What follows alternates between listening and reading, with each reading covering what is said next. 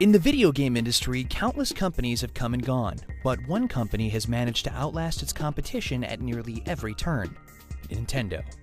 For over 3 decades, Nintendo has beaten its rivals by pursuing its own singular vision of bold hardware innovations and games of unmatched creativity. It hasn't always been smooth sailing though. Along the way, Nintendo's choices as a company have thrilled and baffled gamers. But through all their ups and downs, Nintendo's impact on the industry simply cannot be overstated. Amazingly, Nintendo might never have been so successful if it weren't for one character: Popeye. Yes, that Popeye.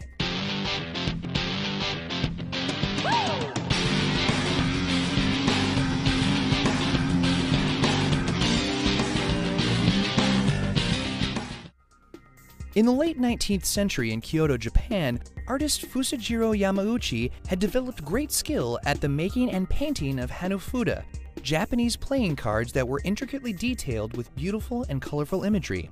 By 1894, Yamauchi opened up his own hanafuda manufacturing business. He called his new company Nintendo Koppai. Nintendo roughly translates as "leave luck to heaven," a great expression when playing games of chance.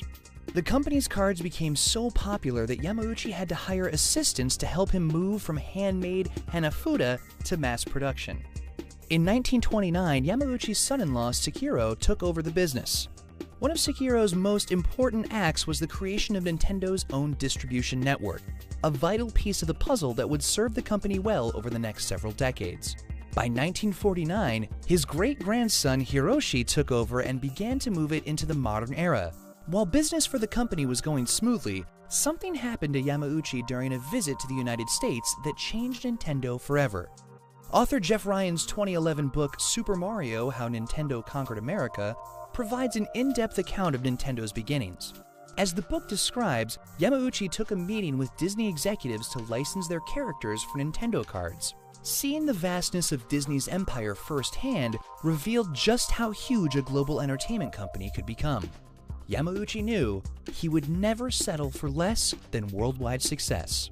In an interview with Machinima, author Jeff Ryan explains that Yamauchi's coming of age as Japan lost the Second World War gave the man a hard edge, one that would drive him in business for the rest of his life. He came out of World War II, and he was from the Japanese side, so he was it was the whole greatest generation thing mixed in with the fact that his side had lost and he was running his grandfather's company, and he needed to make a lot of tough decisions. And for about 30 years, he was making decisions that didn't quite play out. But every time he tried something, he would learn from the failure. Mostly he would learn, well, we don't do that again.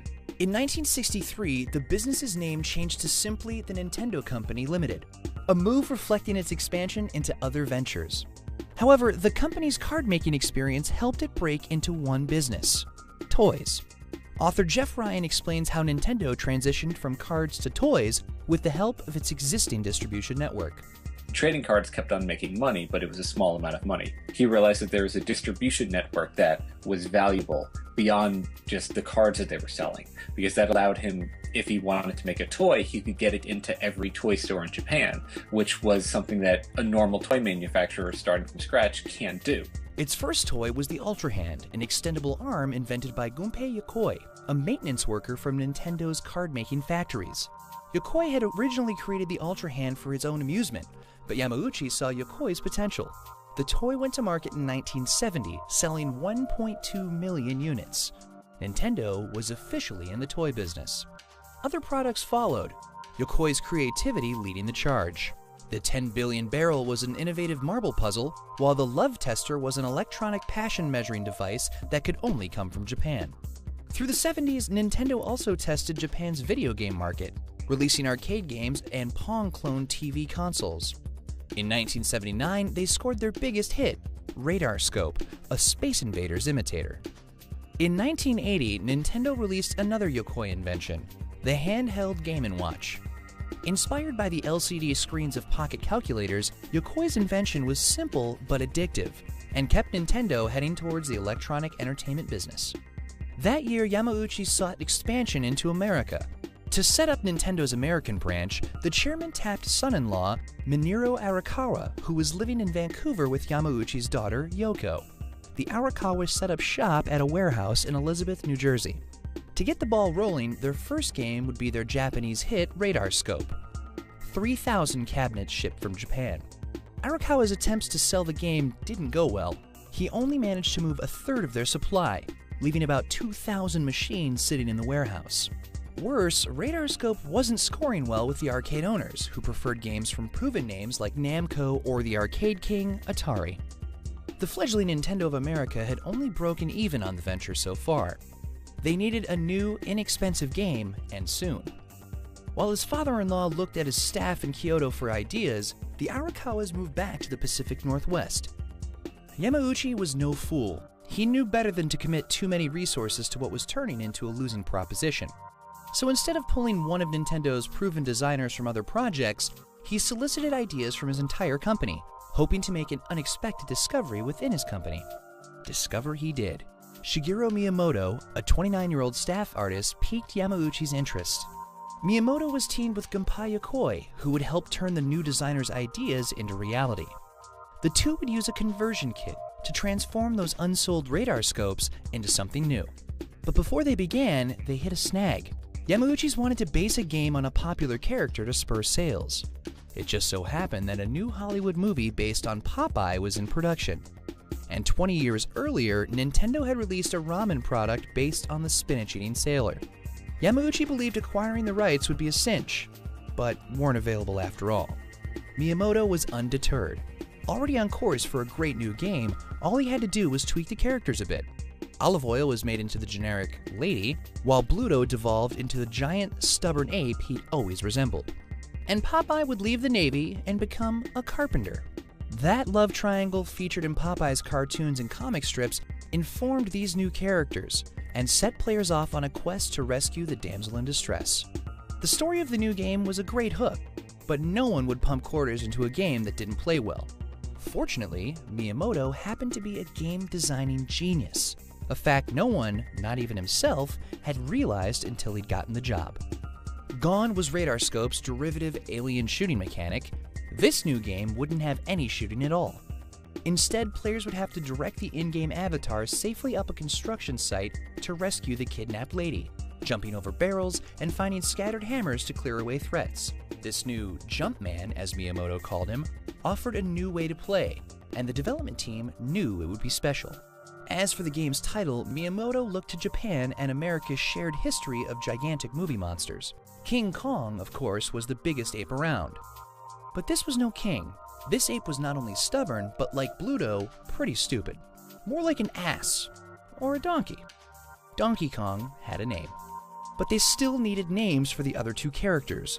Lady would be named Pauline, in thanks to their kind warehouse manager Don James, whose wife's name was Polly. The game's hero, however, was named after the warehouse's owner, James's hot-headed boss, Mario Siegel. Arakawa and his small team started hand-converting radar scope cabinets to Donkey Kong machines. In 1981, Arakawa put the test machines in 2 Seattle bars, and they took off like Radar Scope never did. The machines earned more than $30 a day in quarters, prompting Arakawa to install more machines. Soon enough, the cabinets each made Nintendo $200 a week. Arakawa and his team converted the rest of the 2,000 Radar Scope cabinets by hand and began manufacturing hundreds of new Donkey Kong machines to keep up with the growing demand. Soon enough, there were 60,000 Donkey Kong machines in operation throughout North America that year. Nintendo had arrived, and it was all thanks to the inspiration of Popeye the Sailor Man and Miyamoto's genius. Nintendo exploded onto the arcade scene and brought success Yamauchi had known would one day be his. But in addition to growing into a bigger business, Nintendo had also grown into a bigger target. As 1981 drew to a close, over 60,000 Donkey Kong arcade cabinets dotted North America.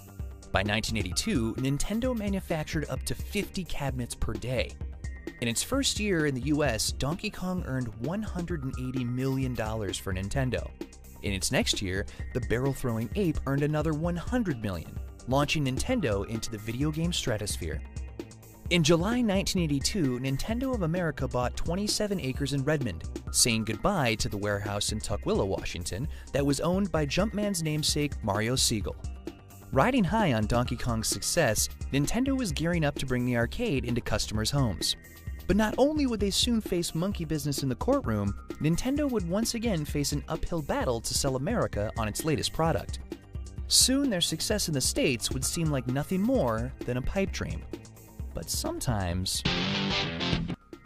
As Donkey Kong guzzled quarters across America in 1981, its creator Shigeru Miyamoto set up to work on a sequel. In 1982, Nintendo released Donkey Kong Jr., a follow-up as unconventional as its predecessor.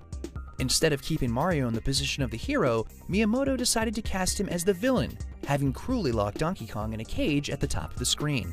Playing the role of the hero this time was Donkey Kong's son, who climbed vines and chains while dodging toothsome enemies to save his father. Despite the potentially blasphemous switcheroo of making Mario the antagonist, Miyamoto had scored again. Donkey Kong Jr. managed to sell over 30,000 cabinets. Donkey Kong was a force to be reckoned with. The brand's success paved the way for another lucrative opportunity for Nintendo: licensing and merchandising. Console maker Coleco gained the rights to make a home version of the game. And outside of video games, Nintendo found that Donkey Kong's face looked good on everything: board games, stuffed animals, and more. But to MCA Universal, the movie studio behind 1976's King Kong feature film, Donkey Kong simply looked like an ever-growing dollar sign. After countless threats of legal action and after scoring multi-million-dollar settlements with nearly every Donkey Kong license, Universal filed suit against Nintendo on June 26, 1982. The studio alleged that Donkey Kong infringed on their King Kong copyright. The video game maker, however, refused to budge. The case went to trial in early 1983, and Nintendo prevailed with ease. Its lawyers, led by attorney John Kirby, established the many differences between the conflicting Kongs. But if this weren't enough for the judge, Kirby proved that, in fact, Universal hadn't a legal leg to stand on. In 1975, the studio had sued previous King Kong picture maker RKO Pictures, and had itself proven that King Kong was in the public domain. The result of the 75 case cleared the way for Universal's 76 film remake. It also caused the judge to throw the suit against Nintendo out of court in '83. Nintendo had taken on the powerhouses of American entertainment and emerged victorious. While Nintendo of America defended itself in court, Nintendo in Japan had released its next big product, the Nintendo Family Computer, or the Famicom. According to Jeff Ryan's Super Mario: How Nintendo Conquered America, Nintendo president Hiroshi Yamauchi had the Famicom in the works for years. The 8-bit home console featured two wired controllers with raised directional pads and two-face buttons, a design that had originated with Gunpei Yokoi's Game & Watch. In July 1983, the Famicom was released in Japan with ports of Nintendo's American hits: Donkey Kong, Donkey Kong Jr., and the game that finally realized Yamauchi's vision, Popeye, a title that shared plenty in common with, what else? Donkey Kong. Nintendo finally wrangled the rights to the Sailor Man who had inspired Nintendo's biggest hit. That year, Nintendo sold over 500,000 Famicoms.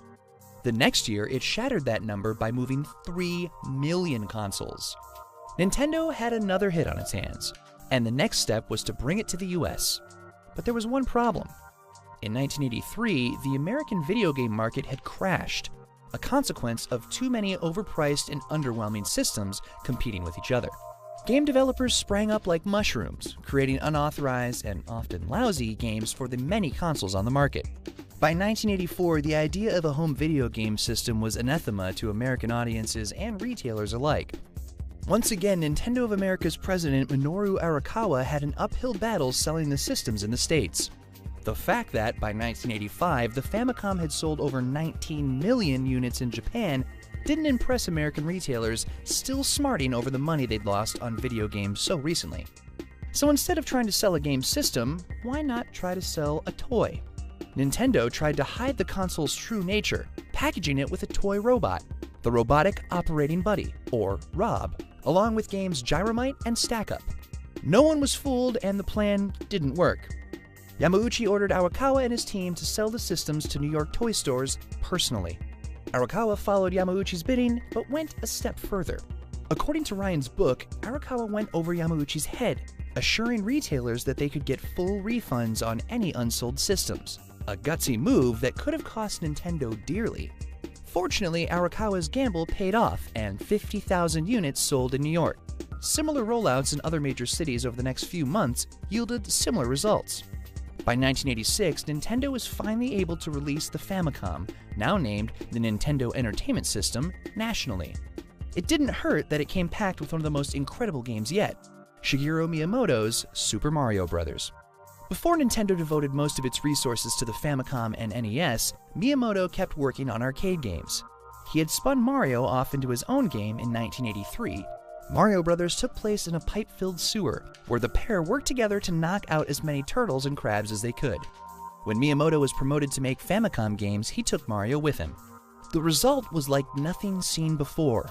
A whole kingdom full of secrets, growth-inducing mushrooms, warp zones, stompable enemies, and, of course, lots of pipes. Super Mario Bros.' 1985 debut was a massive success, driving the system's sales and hooking American gamers in ways the Atari and ColecoVision never could. To date, Super Mario Bros. Is said to have sold more than 40 million copies worldwide, holding the record for the best-selling video game for a full 18 years. Miyamoto kept working, creating another masterpiece inspired by his childhood spent roaming the woods and caves in Kyoto. February 1986's The Legend of Zelda, a questing game, featured even deeper exploration than Super Mario Bros.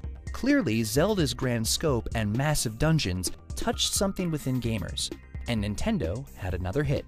Other now legendary games followed, like the lonely, haunting space adventure Metroid, designed by Yokoi.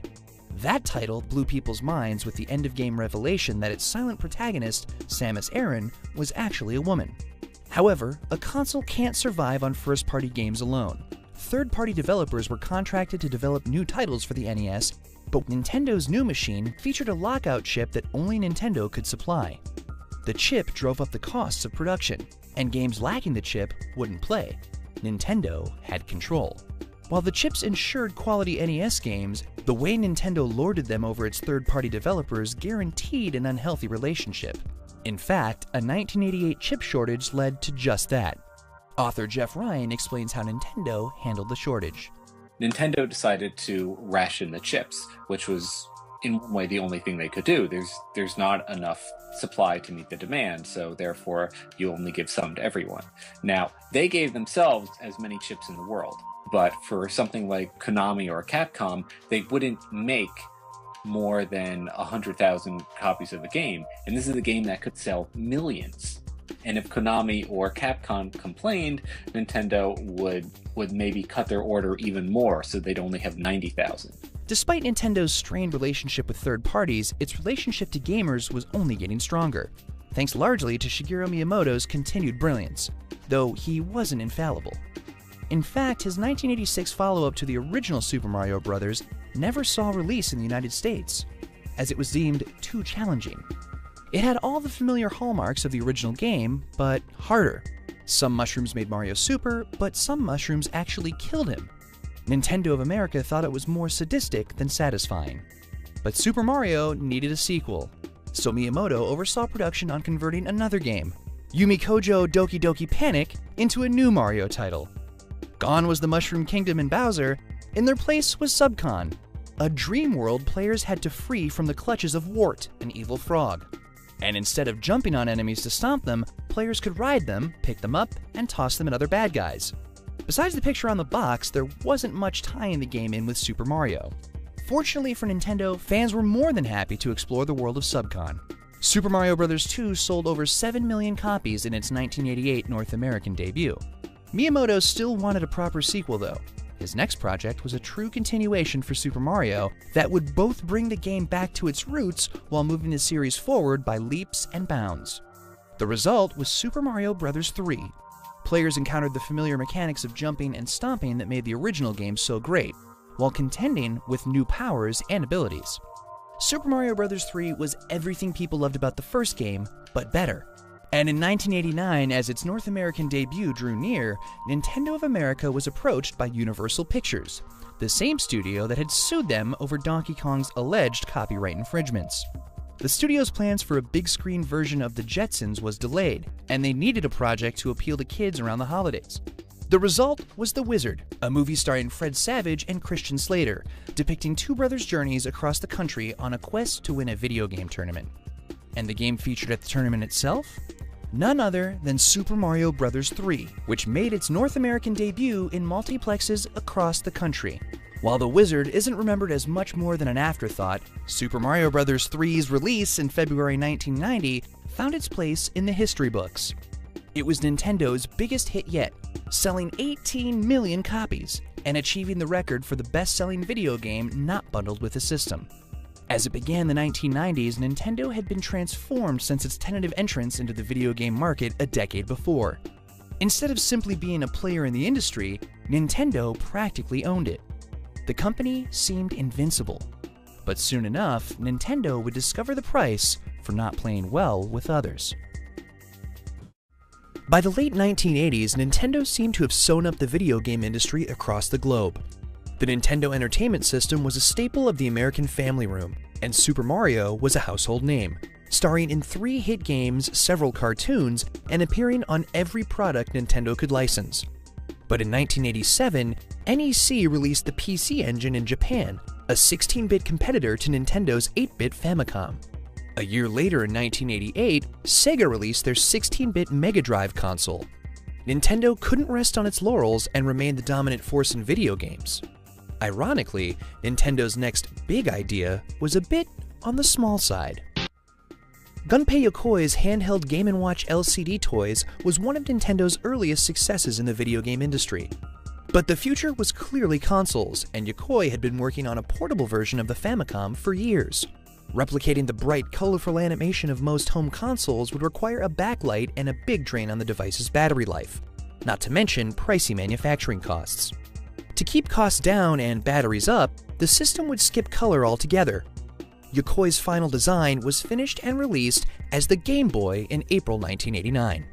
The 8-bit 2-button console took 4 AA batteries that lasted for at least 10 hours, all for about $90. While the Game Boy's monochromatic greenish display wasn't much to look at, and couldn't be seen at all in the dark, it gave consumers one of the most successful pack-in titles yet, Tetris, an addictive Russian puzzle game for which Nintendo had purchased the console rights. It proved to be so addictive, in fact, that Nintendo sold out of its initial run of 1 million Game Boy units in mere weeks of its release, likely on the strength of Tetris alone. Estimates peg Tetris' sales on the Game Boy at over 30 million copies to date. A few months later in September, Atari released its rival handheld, the backlit full-color 16-bit Lynx. It didn't stand a chance. The Lynx may have been more powerful, but as Yokoi knew, that power came at a cost. The Lynx's 6 AA batteries could only provide power for roughly half the time of the Game Boy, while selling for more than twice as much, ringing up at $190. The choice for consumers was clear, and the Game Boy was a massive success. Though Sega's 8-bit Game Gear, released a year later, had fared better than the Lynx, the Game Boy was already a runaway train that couldn't be caught. It easily outlasted its competition, selling nearly 119 million units in its unprecedented 14-year life cycle. The fact that the Game Boy boasted Nintendo's exclusive properties only solidified its position as the handheld leader. Shortly after the system's debut, Nintendo published Super Mario Land, a new title produced by Yokoi himself. Mario left the Mushroom Kingdom for a place called Sarasa Land. Instead of rescuing Princess Toadstool from King Koopa, Mario fought a mysterious spaceman named Tatanga to rescue Princess Daisy. But of course, the differences didn't matter. Mario jumped and stomped his way to 18.4 million sales. Other famous names appeared on the Game Boy. Yokoi brought his lonely space adventure back for Metroid 2: The Return of Samus in 1992, and Shigeru Miyamoto's The Legend of Zelda: Link's Awakening was published a year later. But not every Game Boy star came from the NES first. In 1992, a Nintendo-sponsored developer, HAL Laboratory, created a new platformer called Kirby's Dream Land, which starred a flying pink puffball who could swallow up enemies like a vacuum cleaner. And just as Mario was named after Nintendo's landlord, Kirby was named for John Kirby, the ace attorney who defended the company in Universal's 1983 Donkey Kong lawsuit. Even though Nintendo was handily winning the battle for handhelds, the home console war was heating up. Though the Famicom was king in Japan, by 1990 Sega's 16-bit Genesis, the American name for the Mega Drive, was making serious waves. Sega had taken advantage of their competitors' adversarial relationship with third-party developers. For years, Nintendo had held developers hostage by rationing out lockout chips, without which games wouldn't play on the Famicom or NES. Because Nintendo sought absolute control over its products, it transformed itself into little more than a tyrant. Jeff Ryan, author of Super Mario: How Nintendo Conquered America, explains how Sega leveraged Nintendo's bad behavior to their benefit. When Sega came out with the Genesis, so many third-party developers flocked to them just because Sega was treating their developers well and Nintendo was not. And Nintendo was able to do that because they were the only game in town. They had something like 92% market share. But when the Genesis came around and the Genesis started to gain speed, people realized, oh, finally there's another heavyweight contender out there. There's someone else who can take on the Goliath. Sega churned out arcade ports and secured exclusive third-party releases, a side effect of a clause in Nintendo's contracts forbidding developers from making games for other consoles. One of the most important turned out to be the very first console version of Electronic Arts' new sports franchise, Madden NFL Football, which earned huge sales during Christmas 1990.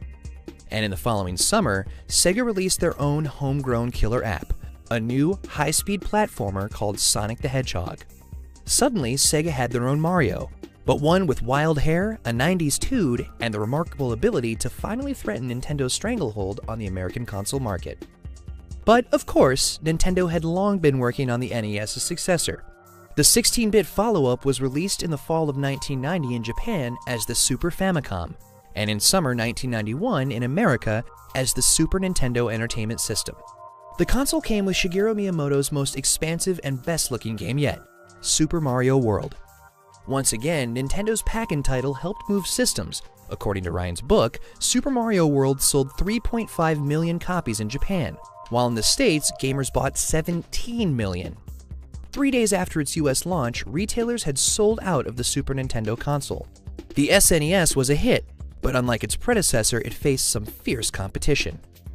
Despite Super Mario World's brilliance, Sonic's rush onto the scene had suddenly made Nintendo seem uncool. Sega seemed to represent everything that was hip and new in video games, while Nintendo looked safe, stodgy, and downright old.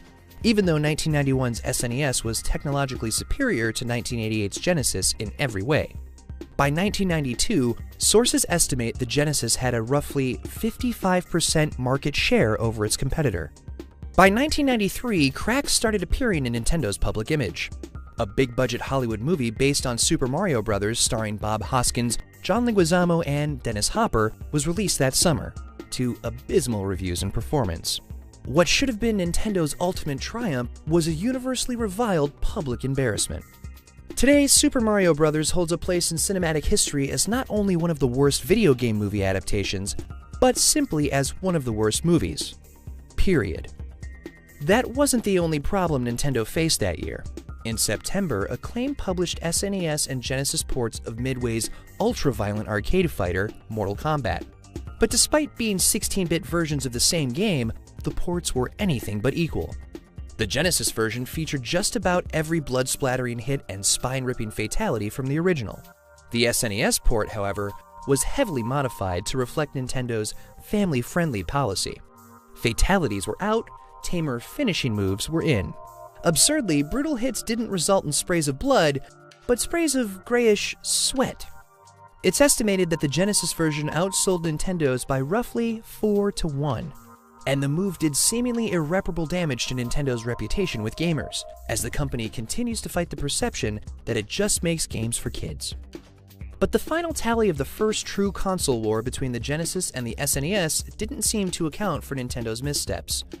Though Sega never released data, estimates tally the Genesis's worldwide sales at about 29 million worldwide, not quite 2/3 of the Super Nintendo's 49.1 million global sales. When all is said and done, the SNES simply had the better games. Sega's ascendance forced Nintendo to allow multi-platform games from third parties. But Mortal Kombat aside, the Super Nintendo's superior hardware meant that, most of the time, games looked, sounded, and played better.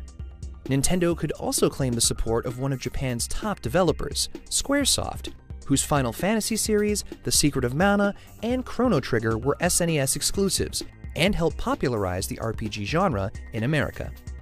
And besides Super Mario World, the SNES had an impressive roster of first-party games that became industry legends. Familiar titles like The Legend of Zelda: A Link to the Past and Super Metroid appeared, not to mention launch title F-Zero, the Super FX chip-powered Star Fox, and the genre-spawning Super Mario Kart. And that wasn't all. The company's decision to buy a 49% stake in British developer Rareware in 1994 proved to be nothing short of genius, as was releasing one of Nintendo's oldest properties from its closely guarded vault. That year, Rare and Nintendo released Donkey Kong Country, a platformer that had more in common with Super Mario Bros. Than the 1981 arcade classic. But visually, Donkey Kong Country was like nothing else on the market. Its developers had animated pre-rendered 3D graphics as 2D sprites.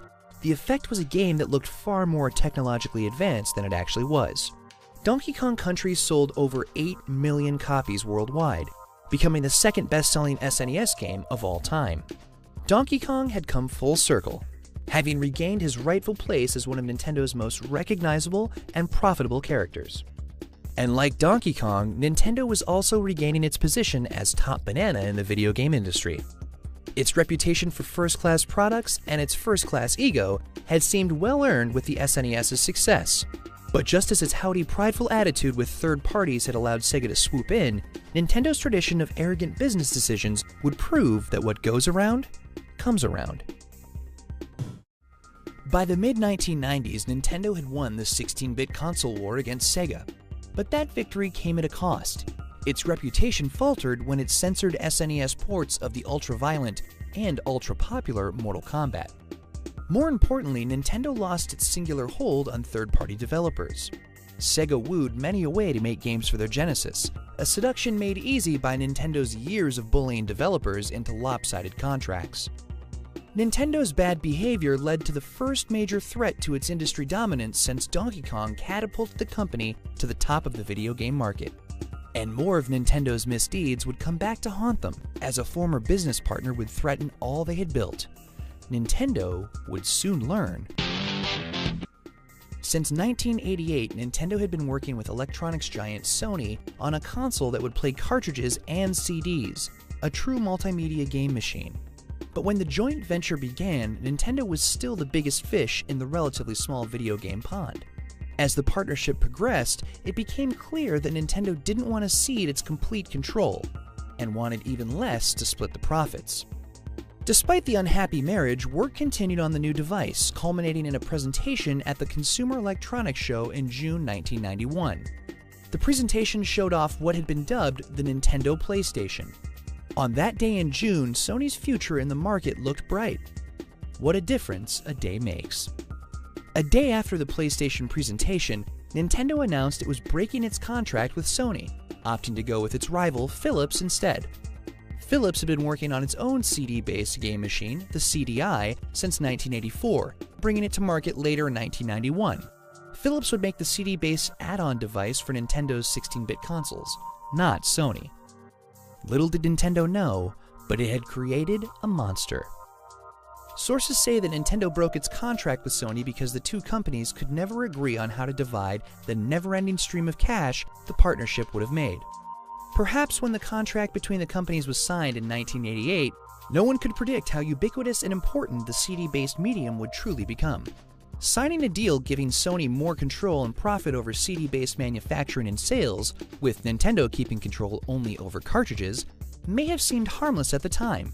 But by 1991, it was clear that CDs and their enormous storage capacity were the future of media. Giving control of manufacturing and distribution of CDs to Sony would have made Sony the heavy hitter in the relationship. Nintendo couldn't play second fiddle. Sony fumed at the betrayal and threatened lawsuits, but there were reasons to keep the attorneys at bay.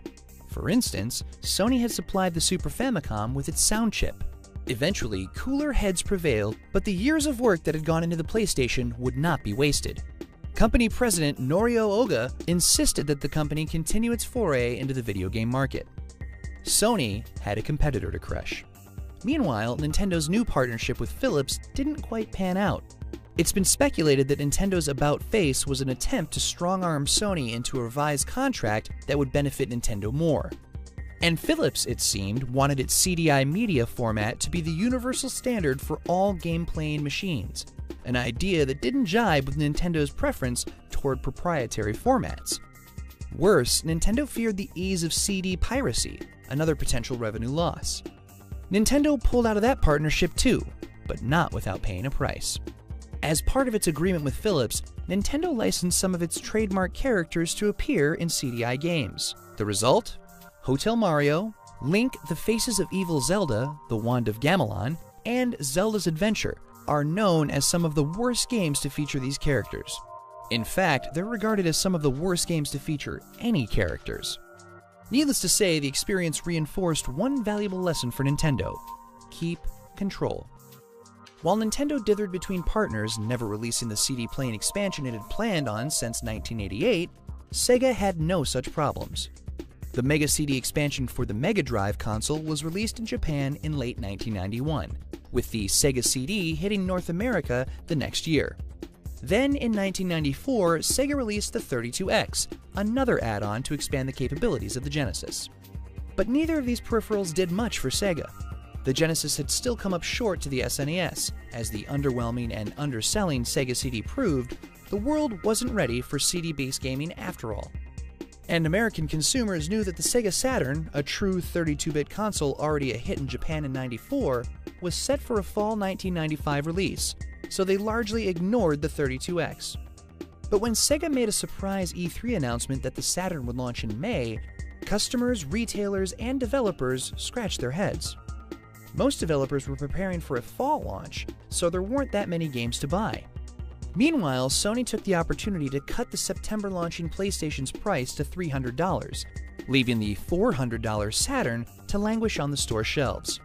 Sega's 4-month head start resulted in a mere 80,000 units sold, while the much-hyped PlayStation sold over 100,000 units in its first weekend. All the while, Nintendo waited. Their own next-gen console, the Ultra 64, had been in development since 1993, but by 1995, it wasn't ready yet. What was ready, however, was the Virtual Boy, a 32-bit portable device that offered gamers full 3D visuals, and also completely red visuals. Gunpei Yokoi had been developing the device with his team since 1991. Throughout that time, the Game Boy inventor struggled with the Virtual Boy's design and was reluctant for it to go to market. According to Jeff Ryan's book, Super Mario: How Nintendo Conquered America, Yokoi wanted to wait until including full-color visuals was more affordable. Nintendo's president, Hiroshi Yamauchi, however, wanted a new product on the market while the Ultra 64 matured. The Virtual Boy launched in the summer of 1995. It was quietly discontinued less than a year later, having only moved 770,000 units worldwide. The failure made Yokoi a pariah within Nintendo. Yokoi helped develop the Game Boy Pocket, then retired from the company and began consulting. However, Nintendo would never benefit from Yokoi's genius again. In 1997, he was killed in a tragic car accident. It's not clear whether Nintendo's troubles truly began with Yokoi's departure, or if Yokoi's exit was merely a symptom of Nintendo's bigger problems. But when Nintendo released its next-generation console, now called the Nintendo 64, in 1996, it wasn't the dominating force its predecessors had been. The N64 launched to very strong sales. In 4 months in North America, it sold 400,000 units, far outstripping the Saturn's dismal performance. Its $200 launch price was a full $100 less than Sony's PlayStation, but the N64's affordability was diminished due to the high cost of its games, a whopping $70 per cartridge. Fortunately, one of the system's best-loved and most successful launch titles, Super Mario 64, was more than worth the price of admission. Nintendo's resident genius, Shigeru Miyamoto, had done it again, reinventing Mario in a way that was both brand new and comfortably familiar. For the first time, Mario existed in a deep, fully three-dimensional world, freed from the flat lands of 2D side-scrolling. Miyamoto had packed 13 enormous levels full of exploration, taking a page out of the Zelda playbook. To complete the game, players rooted through every nook and cranny in an effort to find all the stars and coins that they could. But Miyamoto's game was part of the reason the N64 was delayed a year. Originally, he'd wanted to include 40 levels in the game. In fact, some of the elements he couldn't fit into Super Mario 64 appeared in The Legend of Zelda: The Ocarina of Time, which was released 2 years later in 1998. Both games were considered masterpieces, as were many of the other first-party games Nintendo published. Star Fox 64 and Mario Kart 64 were enormous expansions of the original SNES titles, while new franchises like Super Smash Bros. And Mario Party found popularity of their own. And Rare, the studio behind the SNES smash Donkey Kong Country, delivered another critical hit for the system in 1997, GoldenEye 007, which sold more than 8 million copies and offered what seemed impossible: a great first-person shooter on a console. GoldenEye paved the way for the torrent of console first-person shooters that have followed, and best of all, GoldenEye was an N64 exclusive. But amid Nintendo's successes, there was a critical piece of the puzzle missing: third parties. The reason? Cartridges. As game makers continued to up the ante with cinematic visuals and sound, it was apparent that CDs were the best medium for the job. They were inexpensive to manufacture and held tons of data. While cartridges could load more quickly, they held a fraction of the data of discs. Sega and Sony understood the CD's benefits, while Nintendo only saw drawbacks, none more frightening than piracy. Developers didn't share Nintendo's fears and started pulling their support in search of easier development and higher profits. The avalanche started with Squaresoft, which had previously enjoyed a lucrative partnership with Nintendo on the SNES console. While the two companies had thrived together, Square was expanding its scope, and its next project, Final Fantasy VII, was shaping up to be epic. But such a large game would never fit on a cartridge. The choice for Square was clear. In 1997, Final Fantasy VII launched for the Sony PlayStation. The game was a monster hit, selling over 10 million copies, popularizing the RPG genre among American gamers, and making plenty of money for Sony.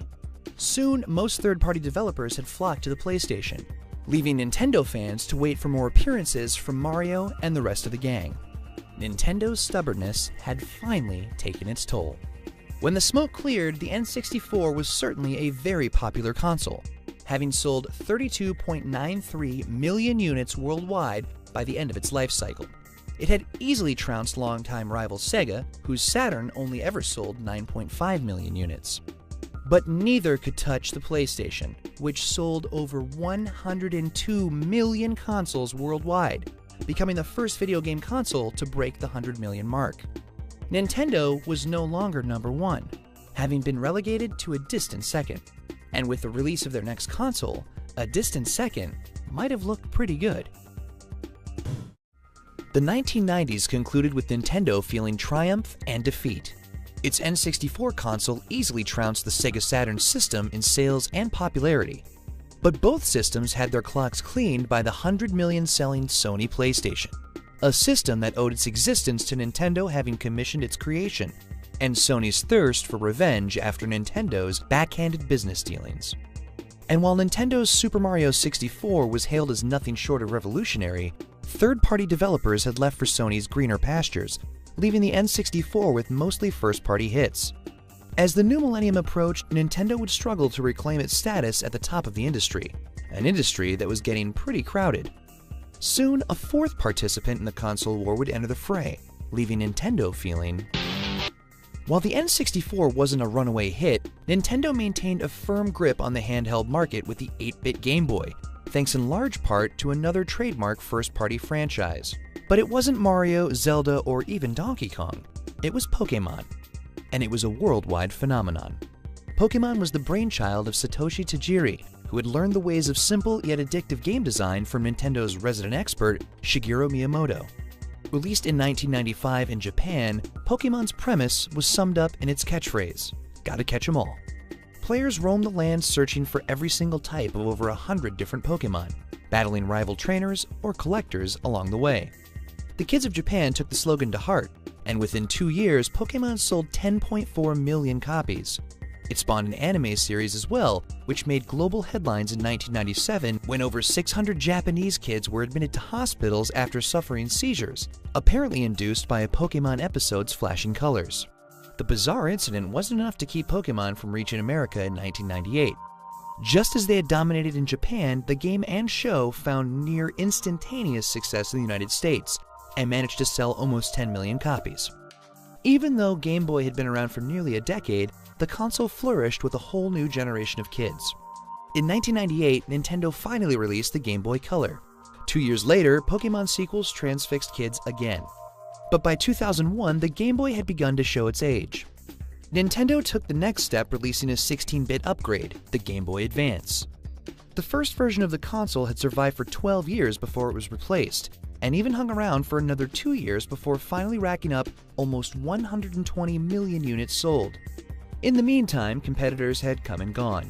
The Game Gear, Lynx, TurboGrafx Express, Neo Geo Pocket Color, and the Wonder Swan, a Bandai-made system that owed its creation to Game Boy's own inventor, the late Gunpei Yokoi. All fell before the Game Boy's might. If only Nintendo's other video game ventures were so mighty. Meanwhile, Sega's newest console, the Dreamcast, was released in November 1998 to a tepid response in Japan. Its American launch in September of the following year, on the other hand, was a smash, selling over 500,000 consoles in just 2 weeks. Sega finally had another hit on its hands. Until, of course, Sony released its own next-gen console, the PlayStation 2, in 2000. Just as the first PlayStation wiped the floor with its competition, Sony's PS2 erupted onto the scene, moving nearly 1 million units in Japan in one day. The Dreamcast's one-year head start didn't matter. Third parties pulled Dreamcast support, flocking to the PS2. But by March 2001, Sega threw in the towel, announcing their exit from the console business to focus exclusively on software. In fact, later that year, 2 Sega games would be launch titles for Nintendo's newest console. But if consumers mourned the loss of Sega in 2001, they didn't grieve long. Nintendo's newest system, the GameCube, would launch on November 18th. And if that weren't enough, another tech giant was barging into the video game market to take Sega's place. Microsoft's Xbox was scheduled to launch a mere 3 days before the GameCube. The latest console war had begun. Sony's PlayStation 2 was the clear frontrunner, considering its growing catalog of hit games after a year on the market, a built-in DVD player, and its backwards compatibility with the original PlayStation's game library. The new challenger, Microsoft's Xbox, had plenty to offer as well, like its own DVD player, an internal hard drive, and an integrated Ethernet adapter for high-speed online gaming. The GameCube came in purple or black and had a little handle so you could carry it. In many ways, this was an unfair fight.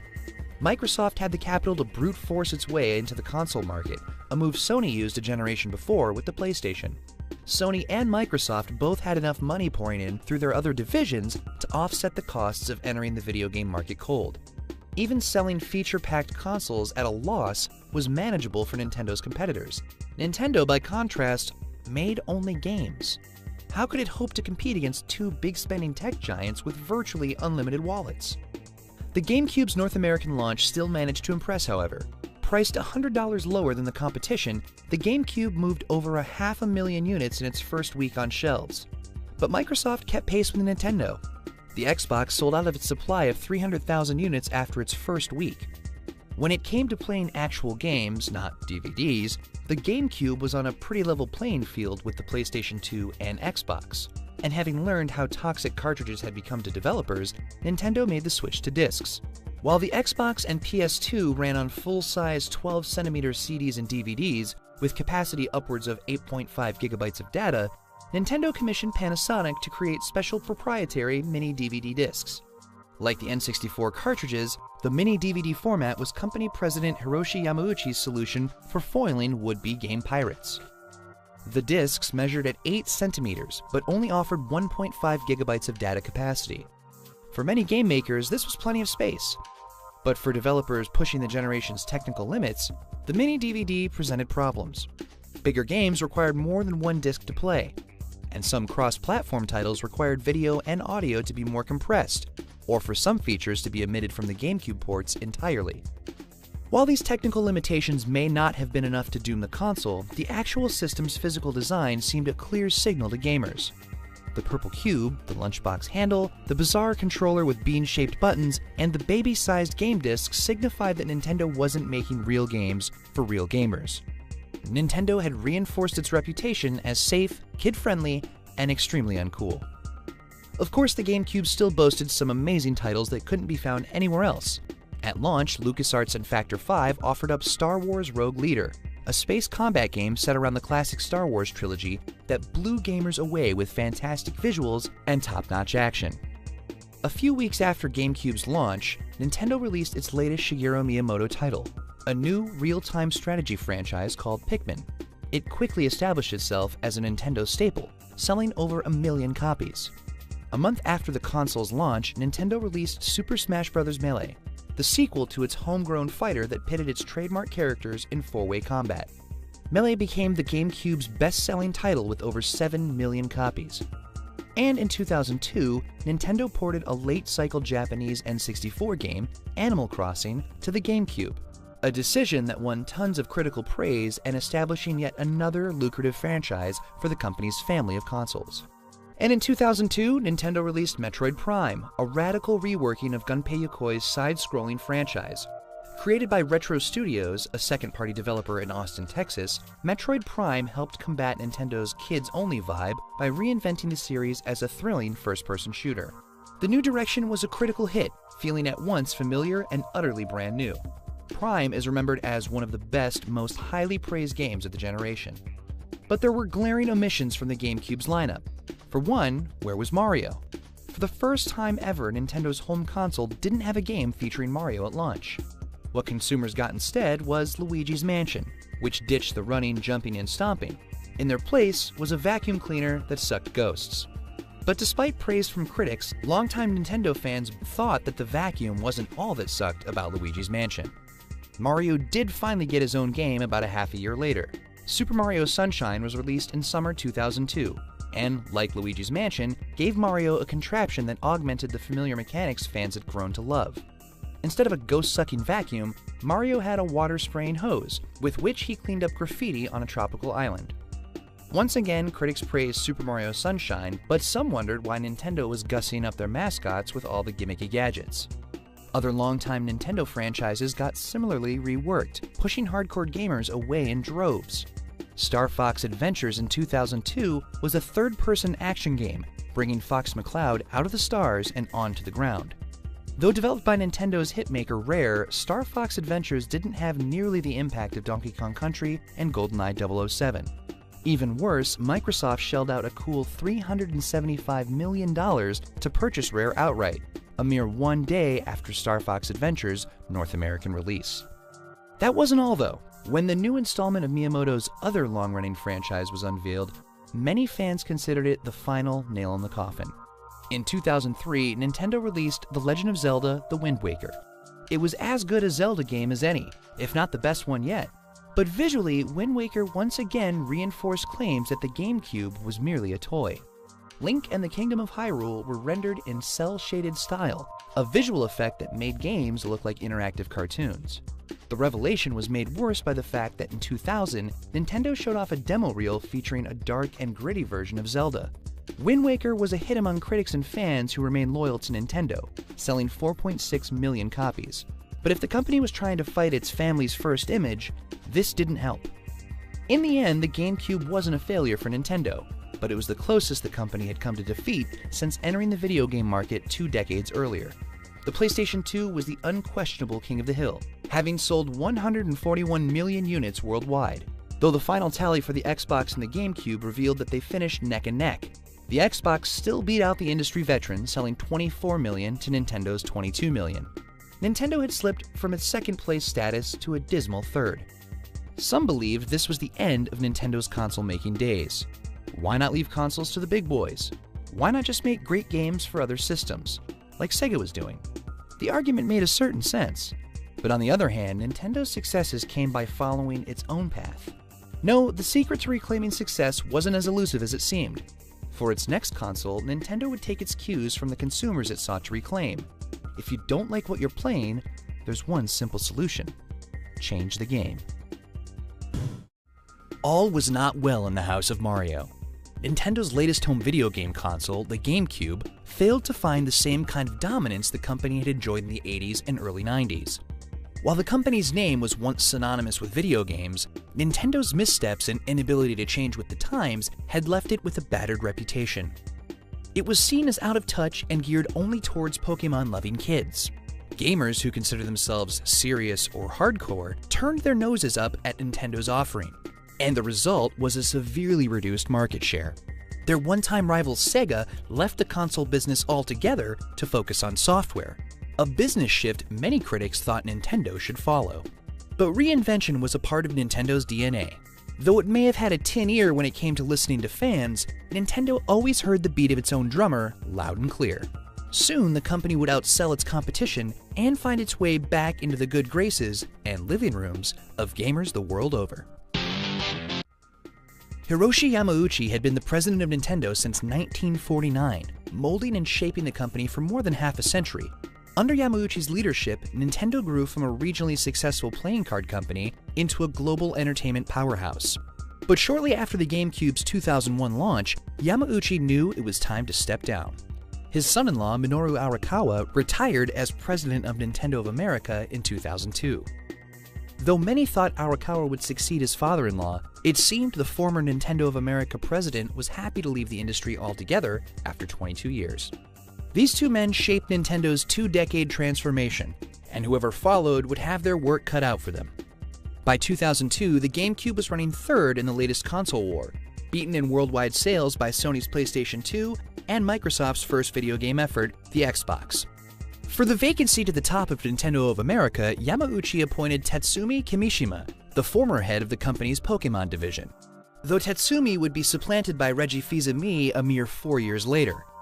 For his own replacement, Yamauchi appointed Satoru Iwata, the president of Nintendo's second-party developer, HAL Laboratories.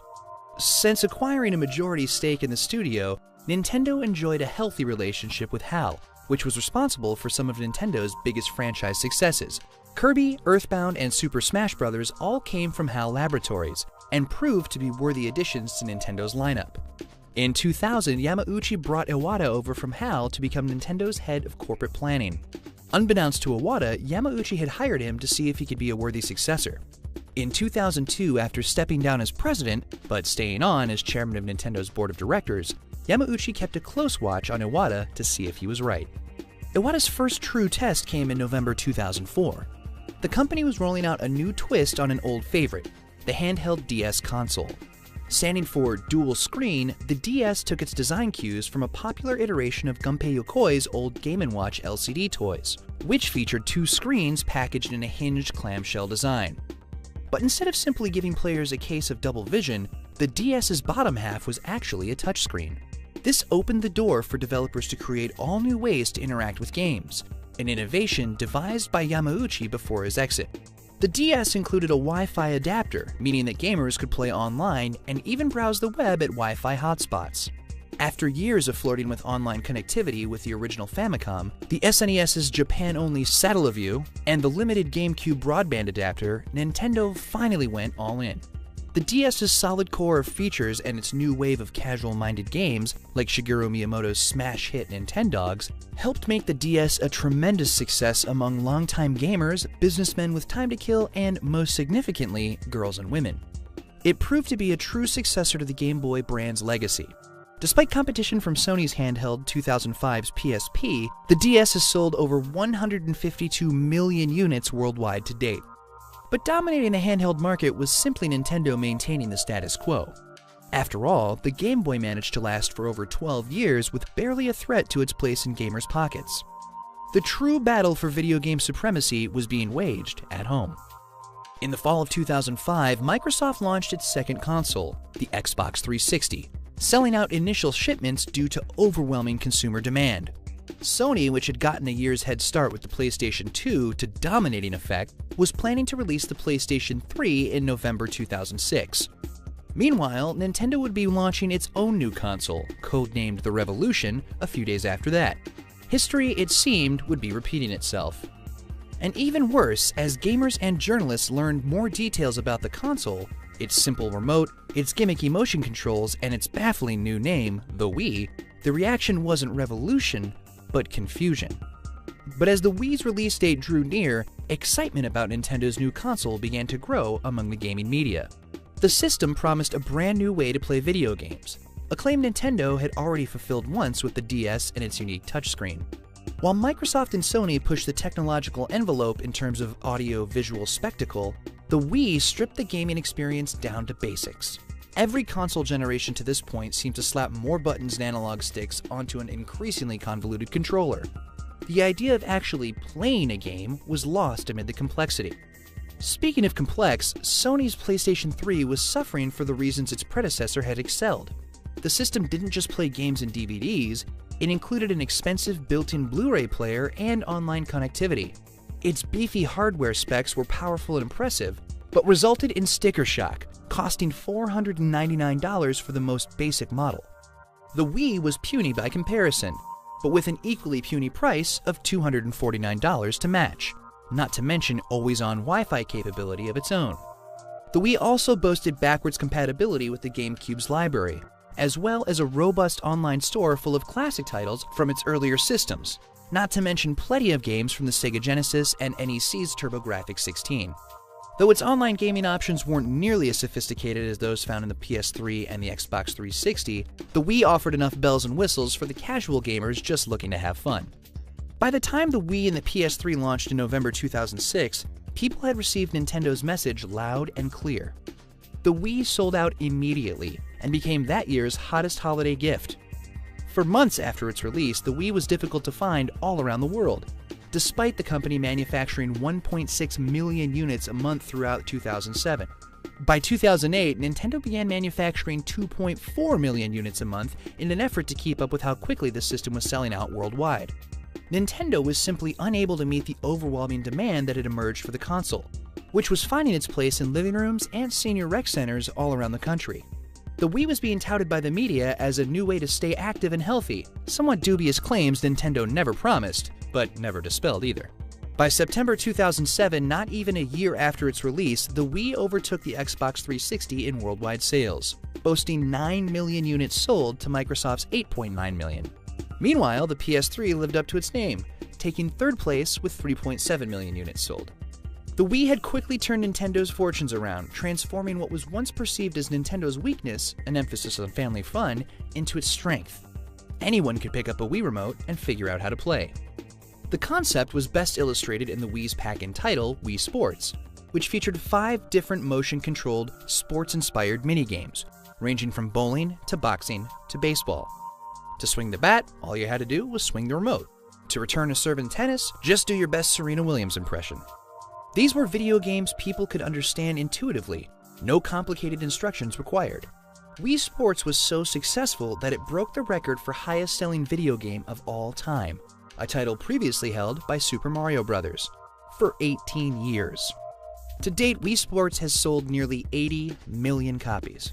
But while the Wii was undoubtedly a hit with a newly emerging class of casual gamer, many hardcore gamers were placated with another launch title, The Legend of Zelda: Twilight Princess. Finally, Nintendo made good on its long unfulfilled promise of a more mature Zelda. It also featured motion controls for attacks. The innovative controls were a hit, and Twilight Princess sold 5.8 million copies by 2011, earning several Game of the Year awards. Was Nintendo just for kids and moms? Hardly.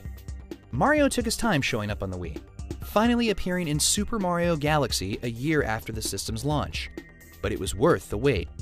Galaxy was an instant smash. Like Super Mario 64 had done before it, Galaxy brought a new and exciting gameplay mechanic to the franchise. The action was set in space on small, interconnected planets, each with their own gravitational pulls. And best of all, there wasn't a water hose in sight. Super Mario Galaxy sold over 10 million copies by March 2012 and earned several Game of the Year awards in 2007. But as popular as the Wii had become with gamers and old folks alike, developers weren't all quite as enamored. As the system matured, it became clearer that only Nintendo fully understood the secret recipe that made the Wii so appealing. Many third-party games couldn't figure out how to successfully utilize the console's motion controls. Other games didn't even bother, and the Wii was plagued with endless shovelware and half-baked, underpowered ports of other titles.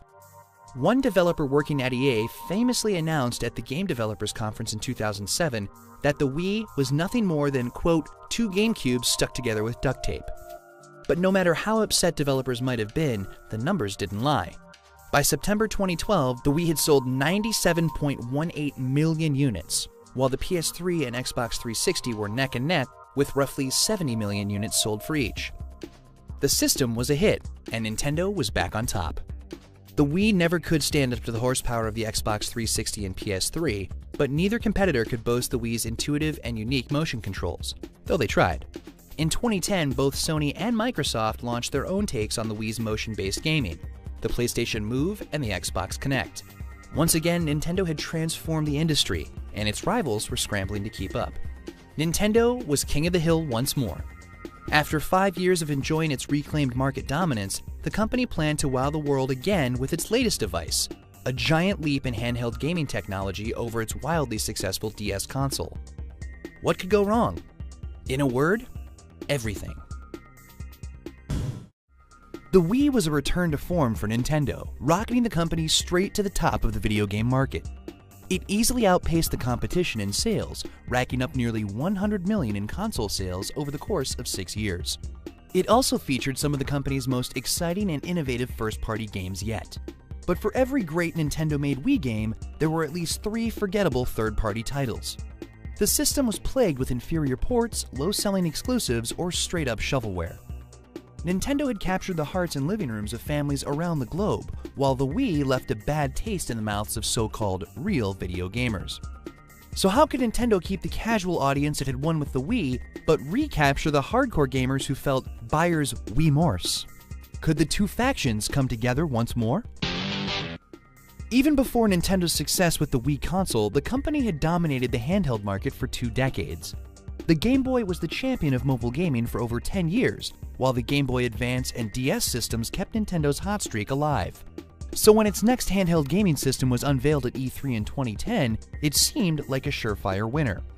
The 3DS was exactly what it sounded like, a more powerful version of the DS console with 3D visuals, without the use of annoying glasses. A year before, in 2009, James Cameron's big-budget spectacle Avatar had ushered in a frenzy of interest in 3D movies and television. Electronics manufacturers cranked out 3D-capable TVs, while blockbuster movies were converted for 3D screenings. The 3DS's promise of glasses-free 3D visuals seemed like the perfect gadget at the perfect time. When the system launched in the spring of 2011, it seemed as though Nintendo had done it again. The 3DS sold out of its initial shipment of 400,000 during its release in Japan. Nintendo of America announced that the 3DS's US launch had set a record for the highest first-day sales of any of the company's previous devices. But soon after, interest in the 3DS slowed to a crawl. Nintendo had hoped to ship at least 4 million consoles by the end of March, but fell short with only 3.61 million. By June, sales in Japan finally crossed the 1 million mark, a shocking reversal of fortune considering the DS had managed the feat in a mere 4 weeks. Only a few months after its launch, developers were announcing delays for their 3DS games, citing slow system sales. What had gone wrong? To start, Nintendo overestimated the public's hunger for a 3D-enabled gaming system.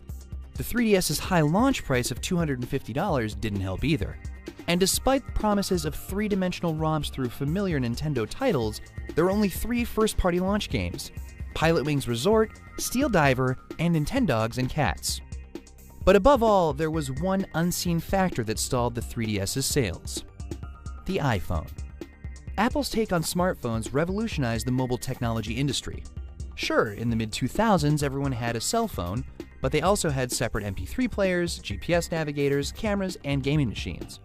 When the iPhone hit in 2007, it sent shockwaves through the tech world, condensing all those devices and more into one sleek, fashionable gadget. Smartphones weren't for businessmen anymore. They were for everyone. And Apple's secret weapon? The App Store, full of colorful, addictive games ranging in price from $3 to $1 to flat-out free. Who needed Mario when you could play Angry Birds on the bus? While the 3DS was a huge leap forward for Nintendo's handhelds, its $40 games and inability to make phone calls made it seem like a throwback. With the 3DS stalling out only months after its launch, suddenly Nintendo's success with the Wii appeared less like a return to form and more like a temporary fluke. Once again, critics, analysts, and even Nintendo's investors pressured Nintendo to leave the hardware game and bring Mario and Pokémon to mobile phones. Once again, Nintendo went its own way, but not before taking some drastic steps. In July 2011, Nintendo announced a dramatic 3DS price cut. dropping over 30% from $250 to $170 after only 5 months on the market. Even worse, the slow sales forced Nintendo to cut that year's profit projections by over 80%. The announcement caused Nintendo's stock price to tumble 12% on July 29th. Former Nintendo president Hiroshi Yamauchi, the company's largest stockholder, lost over $300 million in one day. Nothing like this had ever happened during his half-century as president. His successor, Satoru Iwata, took full responsibility for the dire turn of events, giving himself a 50% pay cut. To many, this looked like the end. Amazingly though, it wasn't. When it was first announced, the price cut looked like a desperate move to temporarily delay Nintendo's imminent collapse. But sales of the 3DS actually did begin to climb.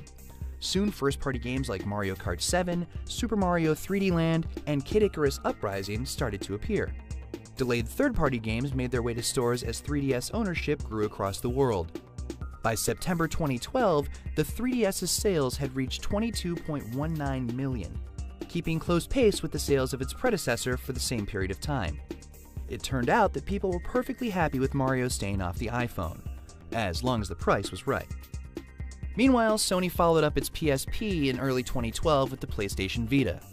Like the 3DS, its first few months on the market were rough, but unlike the 3DS, its $250 plus price tag remained the same, spending the majority of its first year struggling to find its audience. Even still, the damage to Nintendo was done. It ended its fiscal year 2011 with its first ever full-year loss. While it would be easy to blame the 3DS's slow start and the money lost in its price cut, the reality wasn't so simple. External factors like Japan's back-to-back natural disasters and an unusually strong yen to dollar amplified Nintendo's financial woes. But the point had been made. Nintendo could still sell a handheld system, even in the face of Apple's unstoppable iPhone. So, could it sell a home console to casual fans and hardcore gamers at the same time? To find out, Nintendo devised a follow-up to its mega-popular Wii console called the Wii U. First unveiled during E3 2011, the Wii U finally brought high-definition visuals to Nintendo's games. And it utilized one of the company's more successful innovations, the dual screen and touch control dynamics from the DS handheld. The Wii U also took advantage of its predecessor's huge install base, including backwards compatibility with not only Wii games, but also Wii remotes. But that wasn't all. The gamepad featured traditional button layouts, 2 analog sticks, built-in accelerometers, a microphone, a front-facing camera, speakers. It seemed like the new device promised to do everything but your taxes. The HD visuals represented Nintendo embracing the future. The Wii compatibility represented Nintendo's commitment to casual gamers and families. But the gamepad? That was a mystery. The Wii U's announcement wasn't embraced with the enthusiasm that Nintendo needed. Journalists were mystified by what they saw, a result of the console's physical similarities to the original Wii. The new name didn't help. Was the Wii U just an add-on for the Wii? Did the gamepad connect with the old system? What kind of leap forward was a touchscreen controller anyway? Investors were similarly nonplussed. Nintendo's stock dipped nearly 10% 2 days after the Wii U's E3 debut. While the company's fortunes improved over the next few months with the 3DS price cut, the Wii U remained a question mark in the year leading up to the console's late 2012 release. But as journalists had a chance to try out the new system, many started singing its praises. The Wii U's potential to transform video games, new dynamics between players, immersive interactive mechanics, started to seem less like promises and more like reality. The opinion among developers remained divided, however. Some derided the new system and its current-gen visual and processing specs. Other developers, though, were fully on board. Ubisoft was releasing Wii U exclusive titles like Zombie U and Rayman Legends that seemed to take full advantage of the gamepad. And Gearbox Software's Randy Pitchford said, quote, "This is the best controller Nintendo's ever made for making an FPS. This is the best controller Nintendo has ever given us for playing hardcore games." The Wii U was released in North America on November 18, 2012, selling out of its initial shipment of 400,000 units in its first week on the shelves. By all accounts, the Wii U would be another hit. But then, the original Wii and 3DS both enjoyed red-hot launches with deeply divergent results. It's not yet clear what the future holds for the Wii U. With its price starting at $300, Nintendo is selling the console at a loss, another first for the company. Though Nintendo of America President Reggie Fils-Aimé claimed that the sale of a console and one game made the device profitable. By the end of 2012, Nintendo's future seemed unclear. The 3DS was at the top of the handheld market, and for the first time since the launch of the original Nintendo Entertainment System, the company was first to market with a next-generation console. Will the Wii U be another Dreamcast, destined to enjoy a brief victory before getting crushed under the competition? Or has Nintendo once again changed the game industry into something new and unpredictable? Looking at Nintendo's competition did offer up some clues about its impact on the industry.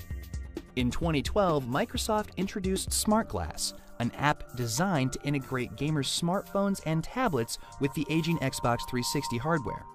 Similarly, Sony began talking up the cross-platform functionality between the Vita and the PS3.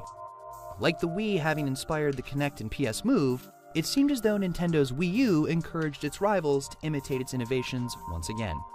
No matter what happens with the Wii U, Nintendo has had a greater influence on the video games industry than any other company before or since it entered the industry. In terms of business, Nintendo's first home console created a business model the industry has embraced and internalized. And though it didn't invent the video game medium, Nintendo perfected it.